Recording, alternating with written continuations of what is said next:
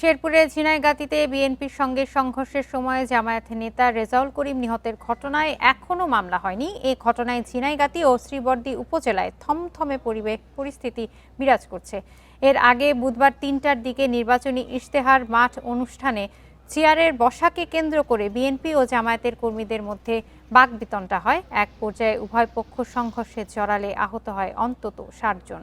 এতে নিহত হন জামায়াত নেতা রেজাউল করিম। পরে নিহতের ঘটনায় ঝিনাইগাতী উপজেলা নির্বাহী কর্মকর্তা ও ওসিকে প্রত্যাহার করা হয়েছে। বৃহস্পতিবার নির্বাচন ভবনে এ তথ্য জানান ইসি সচিব আখতার আহমেদ। অপ্রীতিকর পরিস্থিতি এড়াতে শ্রীবরদী ও ঝিনাইগাতী উপজেলায় পুলিশের পাশাপাশি মোতায়েন করা হয়েছে সেনাবাহিনী, বিজিবি ও র্যাব।